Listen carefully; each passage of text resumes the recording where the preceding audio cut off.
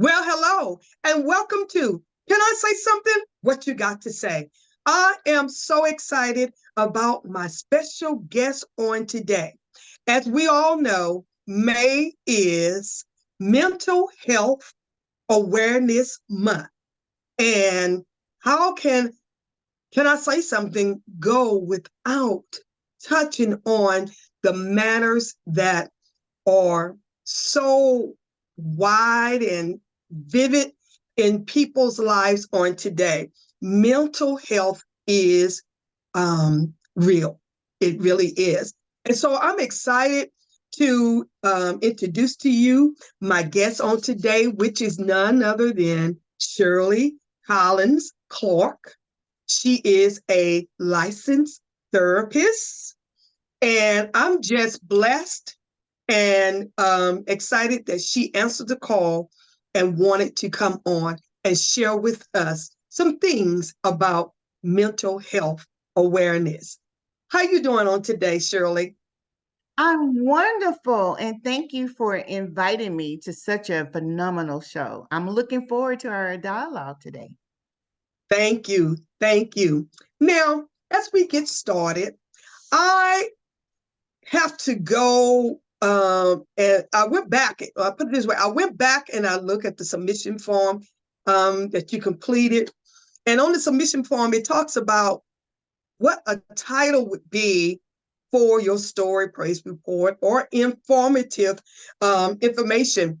And girl, I read your title and I said, I can't wait to talk to you to find out does what does Jonah, what it is, what do you do when Jonah doesn't want to leave the belly of the whale? Why, how did you come about this title, Shirley? Well, one of the most difficult tasks that I face providing therapy for caregivers is supporting individuals with dual diagnosis that mean both mental health or substance use disorder, especially when they're the mother, is to help them understand the importance of allowing their loved ones to have full autonomy of their care. That means the right to decide what's best for them, even when that decision may cause more distress, Mhm. risk, health issues, loss of life through suicide, or unintentional overdose. Hmm. Okay. Okay. So, what do you do when Jonah doesn't want to leave the belly of the whale? All right, I have it now. Okay.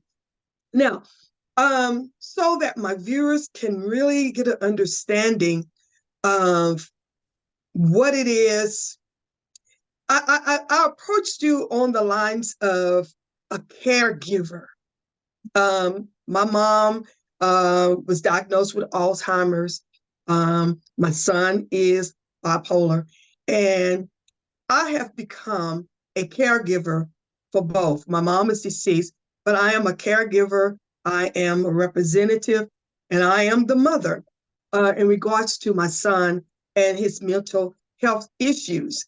So I often wonder, um, is there help for the caregivers? And I always tell my son, look, I'm doing everything I can to keep me from having a mental health crisis. So, so um, that sets that that really sets uh, well with me, because sometimes dealing with people with mental health issues can be can be um, a crisis for even the caregiver. And so my questions on today is, why do loved ones, I'm going to start there. Why do loved ones with mental health disorders refuse help? The caregiver is there, the therapist, everybody is in place to help. But why do mental um, health people with these disorders have an issue accepting help? Well, first of all, I like to describe what mental health is. Mental Uh-huh. health affects how we feel, how we believe, and how we associate with our environment. Good or poor mental health determines how we deal with stress, how we eat and sleep, how we engage in relationships, not only with God, ourselves, family, and others. Yeah. One of the reasons I do understand about being able to have the answer, why do our loved ones refuse help? I have Mm-hmm. an answer for you. And the word is anonosia. And that's spelled Anosignosia.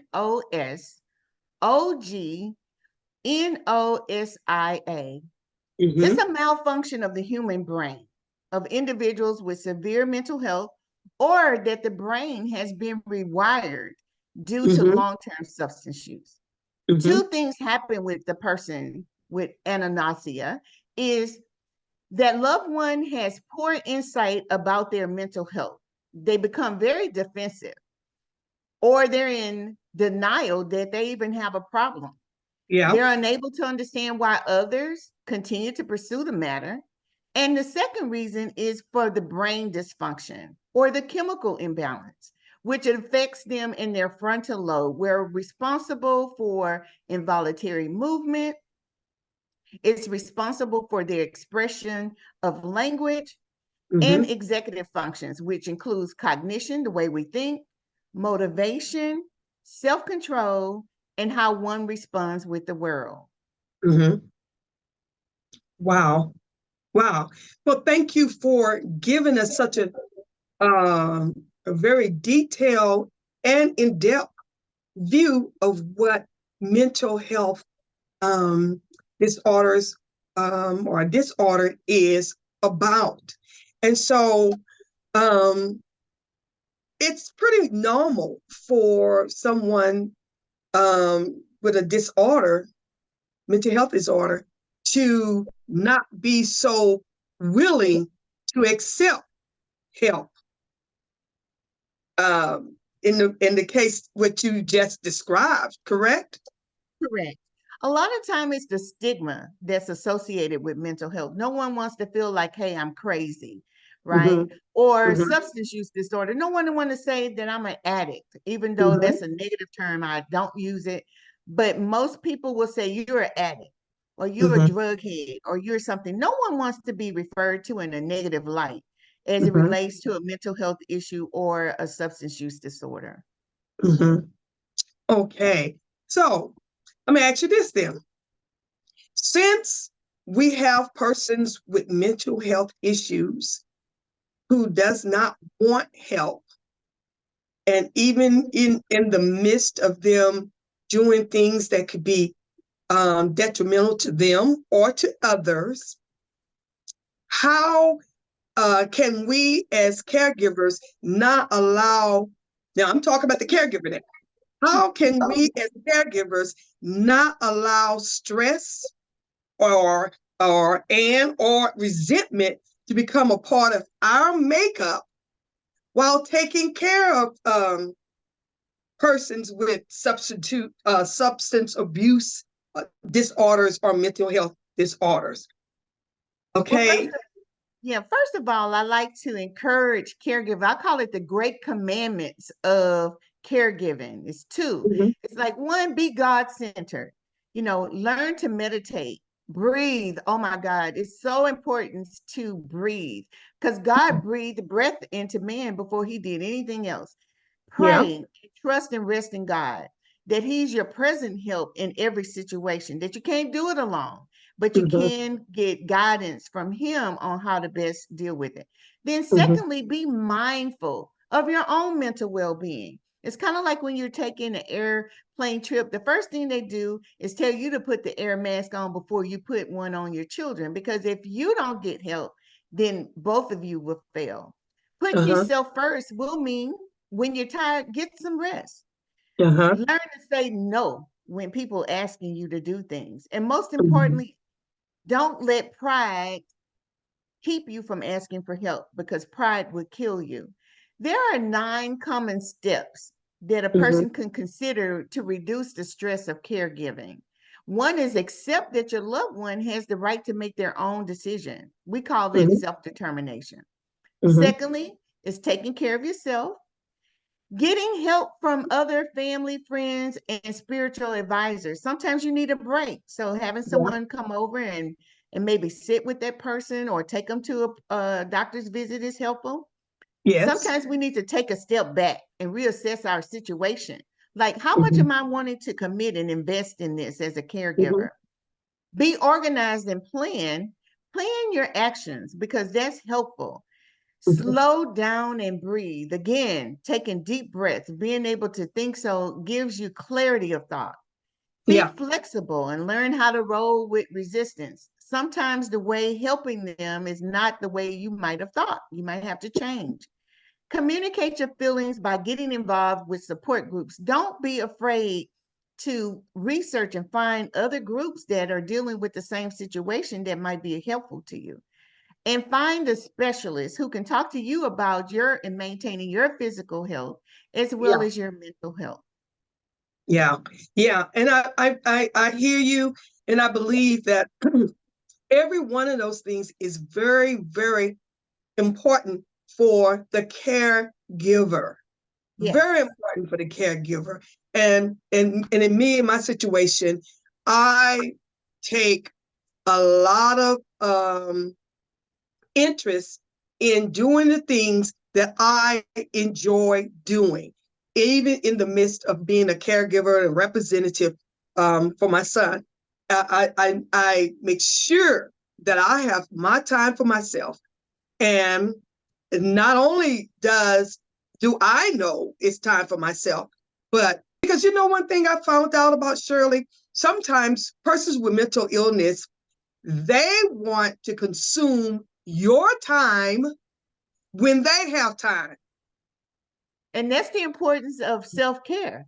Being able to say, no, I'm not available right now. Mhm. Drawing strong, maintaining strong, healthy boundaries, being able to Mhm. let them know what you're willing and can do at that given time, because Mhm. they do. They're very selfish in their thought processes. Very When so. I want to talk and when I need something, I want everything to stop and revolve around me. Uh-huh. Being okay with saying, you know what, I can help you, but it's Mhm. just not right now. Uh-huh. Mhm. Well, I have grown to that um area where you have to respect my time, to Yes. just like I respect your time. Now you may have mental issues going on, but I'm just being honest. Yes. But you're not going to just literally run over me, and you just have to put things in perspective, because otherwise we will never have time for ourselves if we continue to let those whom we care for um, um, just take advantage of your time and what you are doing for them. So um, that was one of the questions I really wanted to know, um, because it happens. It happens.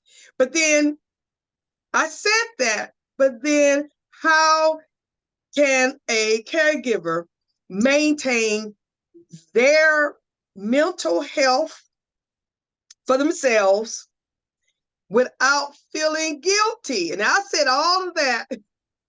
And then sometimes, you know, um, it comes to me, well, he has a mental issue. He doesn't understand. Right now, he needs you. He's in a crisis. So, how can we be caregivers and yet and still maintain um how can we go by looking out for ourselves and not feel guilty? I'm looking out for myself, for my I mental see. health, For your and mental not health, not feel guilty. guilty doing it. Well, Is first of that all, you got to understand guilt. I think a lot of times when we think of guilt, we really associate it with shame. Shame is when we have a real or imagined negative perception derived from the views of others. That's shame. Guilt is really us having a negative perception of our own thoughts and actions. So there's three types of guilt. Mm-hmm. Reactive guilt is when one person's commit an act that caused a negative impact. That means you might have participated, in the act and caused some problems. Uh-huh. Anticipatory is when you participated in the negative behavior or you didn't have healthy boundaries. I call Mm-hmm. those the enablers, where you saw something was wrong, but you didn't do anything about it. Mm-hmm. And then existential is when it's a moral judgment. You're more worried about the perception of society, how people are going to view. And for Christians, this is a big thing. I Yeah. think I shared with you is that my father was a fourth generation Kojic, pastor, superintendent. And when he couldn't assist my brother in his mental illness, he had a Mm-hmm. lot of shame associated with what people were going to think about the situation, because he has prayed people alive. He's prayed illnesses and things for others, but he couldn't pray healing for his own son. So we have to be mindful as Christians that our faith has nothing to do with the mental illness, right? Mm-hmm. Or the outcome. If Mm-hmm. we don't check the shame and guilt, if it goes unchecked and unaddressed, it will cause us to have loss of relationship with our loved ones. Yes. Resentment is a real big issue. Anger, sleep disturbance, mental health issues with anxiety and depression, and even Mm-hmm. health issues, which is like high blood pressure, diabetes, gastrological issues, and even cancer. Now, some Mm-hmm. of the healthy ways to cope with guilt is going through the fact that you have to go through a mourning period.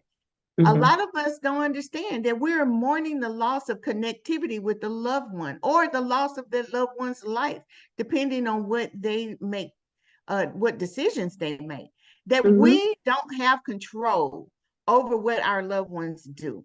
And so the Mm-hmm. four task of mourning was developed by psychologist William Worden, Mm-hmm. Worden. He said we first have to accept the reality of the loss. That means we Mm-hmm. have to accept that we no longer have control over how we connect with that person. The second step is we have to go through the process of pain of grief. Being able to share your story through testimonies, I call it narrative therapy, can Mm-hmm. definitely help you in the process. Can I say something is a great tool? And I want to say people who have lived through some things can just sign in and join your show and be able to Uh-huh. tell of the goodness of God and be able to help others. Yeah. Learning new ways to adjust in the world without your loved one is very, very important. Finding a new support system when your other family members don't understand why you're going through what you're going through. Mm-hmm. They become Sadducees and Pharisees and trying to find reasons why your person has mental health or substance Yeah. use disorder, trying to find the sin that you did that caused this. It's no sin, it's just what it is. And Mm-hmm. finding enduring connection that you can actually celebrate the Yeah. life of that deceased person or that person that you are having difficulties maintaining relationship. It means Mm-hmm. going through volunteering, joining 5K walks, having memorial services, being able to volunteer in organizations that have other people who are suffering from the same situations that you're suffering with is Yeah. how you deal with guilt. Being able to have positive self-gratitude, giving Mm-hmm. God thanksgiving. I think, Yolanda, you mentioned, every Sunday I'm shouting and praising God. Don't mean that I'm in a good mindset. It's just that Yeah. I'm doing this as a way to cope, to be able Uh-huh. to alleviate not feeling the best that I can feel. Something could be going on at home with your son, Yeah. and giving thanks to God and praise to Him. Like they say, praises go up, blessings come down. So Yeah. the deal is God will heal you in the moment of praise Yeah. and worship. And Yes. Yes. thirdly, learning how to forgive yourself. Sometimes we hold ourselves captive to the fact of what I should have done. I should have known. I could have done better. Why didn't I see it? It's not about you. It's Mm-hmm. about learning to read scripture and learning to move toward acceptance, learning Mm-hmm. to lean not on your own understanding, but to trust Mm-hmm. in God because He made all things in all situations good. Yes. Yes. Yes. Yes. That guilt um thing, that feeling of guilt. I dealt with that in the onset of my son being diagnosed with bipolar. He was diagnosed, I believe, when he was diagnosed, he was 26 years old, and he already knew he was having some issues, and that I wasn't aware of, and but his dad was having some issues as well, and his dad had gotten to the point where he felt like he needed some mental help, and went and him and his wife went and he admitted himself into a mental health facility. And when he did that, he came back and he shared with him, my ex-husband, Doug's father, and his wife shared with us what was going on with my children's father. I didn't know that Doug was really listening and hearing, because it wasn't much longer that I got a phone call from my son. And like I said, I think it's like 26 years old when he called me and said, no, when his dad called and said that Douglas has asked me and my wife to walk with him, to go through with him the steps that I just went through for myself, because he believes that he needs some mental help, mental health attention. And so when that happened, and he was diagnosed with bipolar, as a matter of fact, bipolar 2, I'm like, what the heck is that? Never heard of it? I think I saw some commercials on it and everything. But then as we started going through the motions, and then I started seeing a change in his behavior, the thing that came to me was, oh my God, what did I do carrying him? What did I do those years that he grew up until this point right now in his life? And so for a while, I took the guilt and try to figure out what did I miss? How did this happen? And everything. For a while, I went through that period.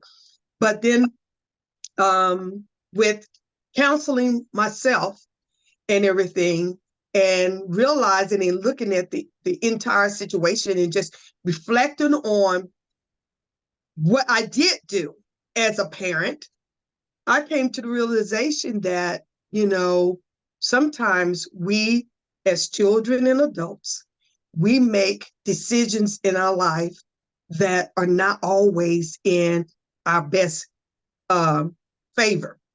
And you made a very good point about how you dealt with two things. It's important that we discuss mental health disorders that's in the family, right? Being able to know hereditarily what could show up in different generations.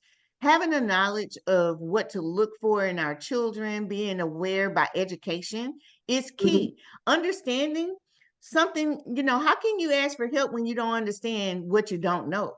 So reading books, now things are available through YouTube, Oh, through yes.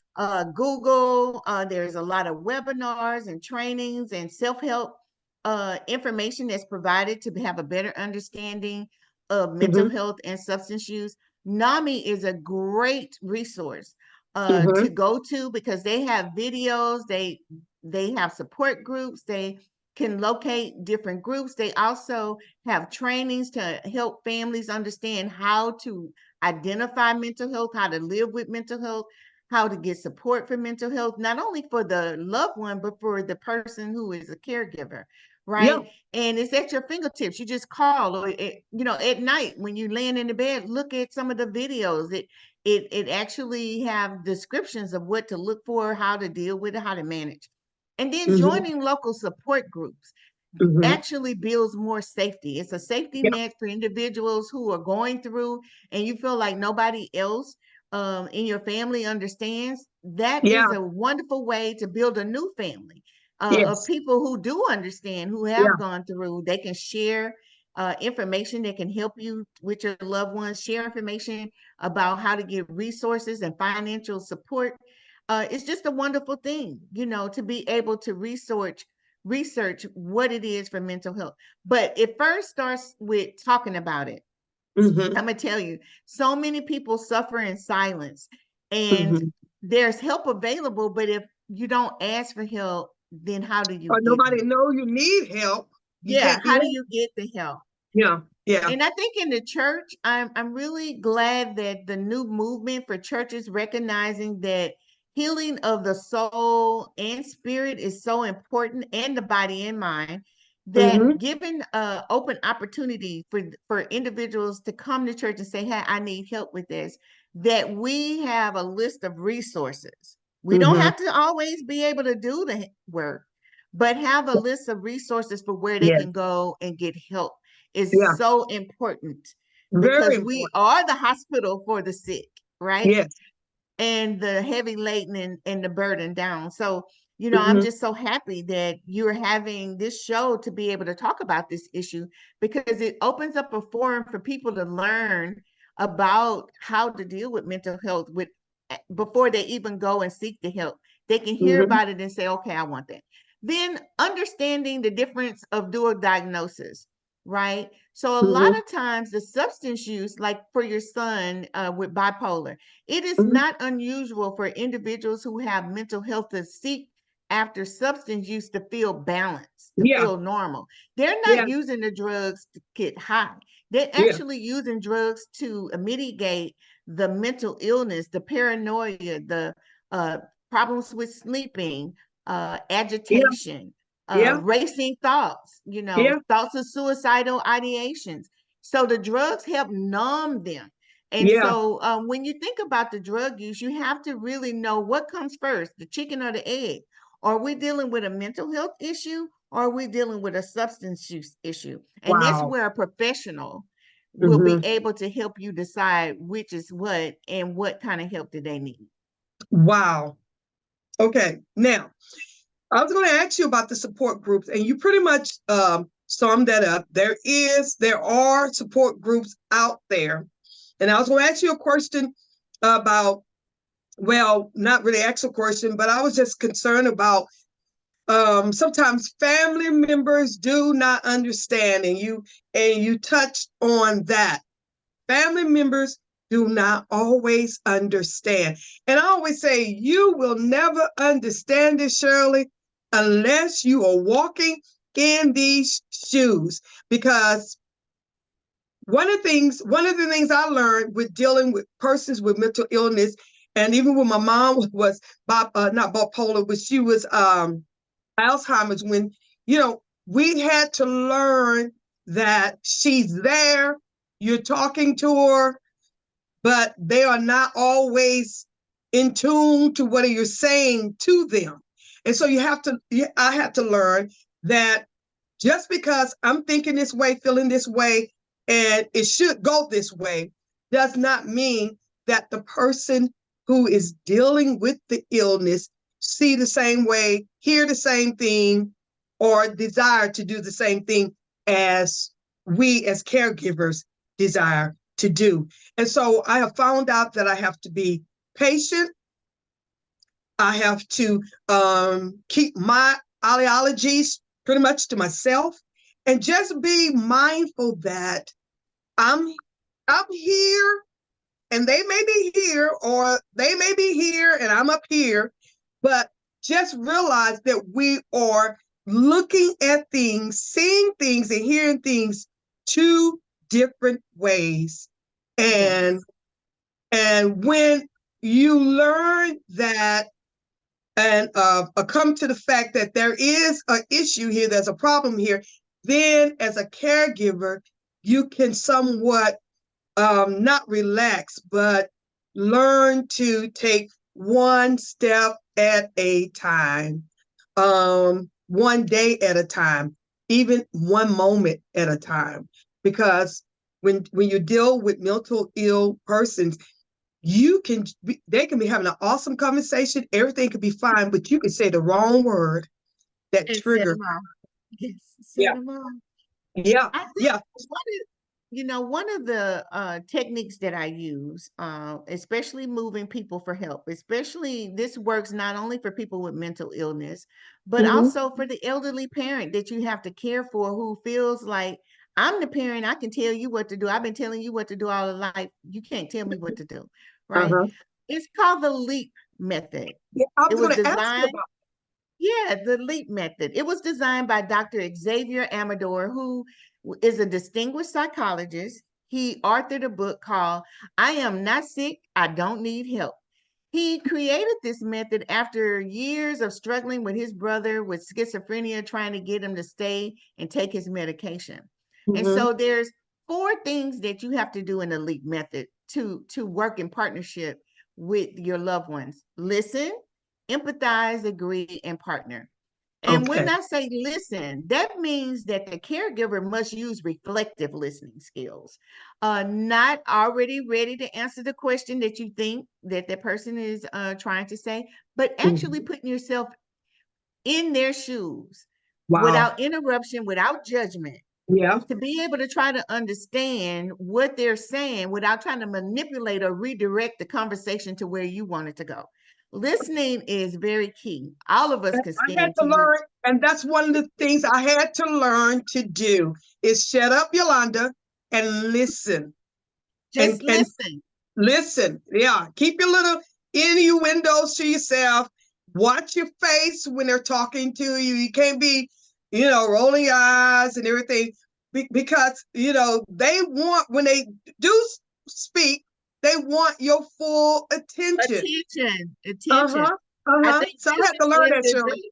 Look, Bishop says it best. Bishop Bell says it best. Sit down and be quiet, right? So sometimes sitting down and being quiet is the best thing that you can do. Mhm. Next is to empathize. Learn sincerely to consider their point of view. Try to relate to what they're talking about. Take a Yeah. seat in their chair, walk in their shoes. Find something, a common situation or story that you can give for an example so that you can Mhm. show that you're really attentive to what they're Mhm. doing. Remove Mhm. distractions. I'm going to tell you, body language and your tone of voice is a dead giveaway Oh, yeah. when you're trying to fake empathy, right? You're Uh-huh. saying one thing, but your body is saying something else. Because once you lose their attention, and they see that you're not really caring what they're saying, then you have missed the opportunity Yeah. for them to hear what you're saying to get the help that Yeah. you need. Mhm. And Mhm. then, of course, you want to move to an agreement. You want to learn how to agree to disagree. It doesn't mean that what they're saying, you're going to agree with it. That's not what I'm saying. But you got to learn Mhm. how to do a paradigm shift and Mhm. consider Mhm. their perspective. Try Mhm. to move to one thing that y'all can both agree on that y'all can do for them to get help. And then, Mhm. thirdly, partner with them. Be their ally Uh-huh. rather than their adversary. Stop Okay. holding them hostage to the fact that you're their caregiver, sending constant reminders about your sacrifice. No one Wow. wants to be bullied. And in fact, they say, well, I didn't tell you to do that. I didn't ask you for that. You did that on your own. So why am I being held hostage? Yeah. Right? Put aside your own personal agenda. Find a common ground where you can strengthen your relationship. And if you can give love, love comfort conquers all things. Oh, It okay. starts with the love of God. It really does. Mhm. If we got forgiven of our sins and our mishaps, why can't we be a little compassionate to forgive someone else? And what I find is that when you do those four things, then you remember that it's not about you. It's Mhm. about them. You're moving them Mhm. to accept the help or try to Yeah. understand where they are. And I think those four steps, the LEAP method is what works best. Yeah. Yeah. It's one thing that my son and I have done for years, even in his challenges, is he always let me know, I love you, mama. And I always let him know, I love you too, son. That's the way, pretty much that's the way we end our night. Is he always wants to come and give me a kiss and a hug and say, I love you, mom. And I let him know, I love you too, son. And I found out one of the things that I try to do, um, because when he's in a good place, I want to try to help him be in a good place. And when he's in a good place, letting him know that I love him is one of the things that I really, really try to instill in him, because right now he's in a good place where he's hearing, he's receiving, he's understanding, and he's willing to listen. And so one of the things that I do as a mother, caregiver, and a representative is always let him know, I love you. I'm your biggest cheerleader. I'm your biggest fan, and I'm here for you. I'm here for you. And so that, helps me on my journey with him, because I believe in my heart that he believes those things. And so it makes me feel good for me to know that he knows that if nobody else cares, my mom cares. My mom cares. And so, wow, that LEAP method is I read about it. You provided me with some information about it, and I was intending to ask you about it. And the LEAP method is good for any caregiver to know. And I'm going to even say, even as further than that, when there is a person in the home, whether it's bipolar, schizophrenic, Alzheimer's, dementia, those family members that are in the home that have to deal, see, or communicate with that person, they need to know the techniques. They need to know about the LEAP method. They need to know about NABI. They need to know about those things as well, because it's nothing like being in a room with someone, a family member, and they end up being in a crisis just because because you brought up the wrong thing. Yeah. And you not knowing what to do or understanding what's going on. So it's very important. There are several institutions that's already built for crisis intervention here in the Harris County and Fort Bend County. So I wanted to share NAMI, the National Alliance on Mental Health. They definitely have a lot of information. They have a 24/7 hotline that you can call, and they can give you support groups, trainings, counseling. They can come to your church. There's something locally. But I want to also give some other numbers that I think is going to be crucial. If you have a person that's suicidal and they're in crisis, they can call 988, which is the crisis helpline. That particular helpline has licensed clinicians, psychologists, psychiatrists, therapists, doctors who are equipped to help that person, and they can notify the local authorities in your area and send them for a wellness check to the home just by simply calling 988. In Fort Bend, because Fort Bend stretches, like our church is in the Fort Bend County area in Missouri City, Stafford, Sugar Land, I think Rosharon and some of the other neighborhoods is Fort Bend. Fort Bend County Sheriff's Crisis Intervention Team. You can call them at 281-341-8534. They will send the sheriff department out to evaluate if that person is needing to be able to be transported to a local mental health authority. Wow. They are the individuals that can come and help you, because you might not be able to maintain or control your person that's in crisis, that's in psychosis or having hallucinations. But you can call that number and they'll come out. Texana Mental Health Authority is also for Fort Bend. They have a 24/7 crisis line.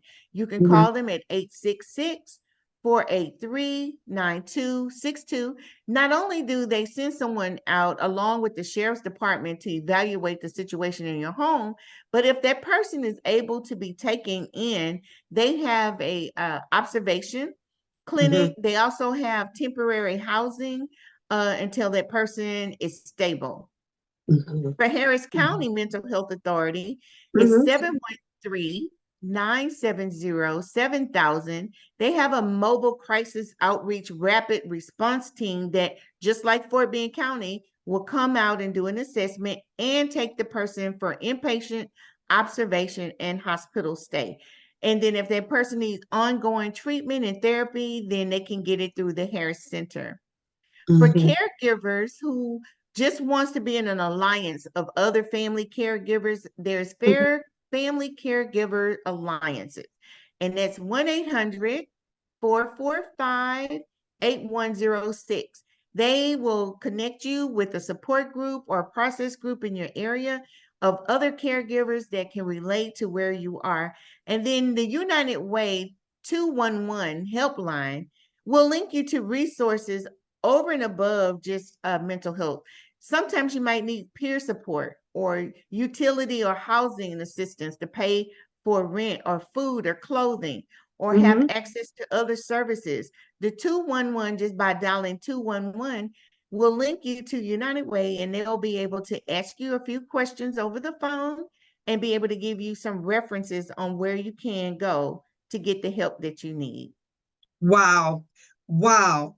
To our viewers on today, I want to encourage you, if you're a caregiver, the information that Shirley just provided is it's there for you. There is help for the caregivers, and there is help for those who are suffering or dealing with mental health um, issues or illnesses.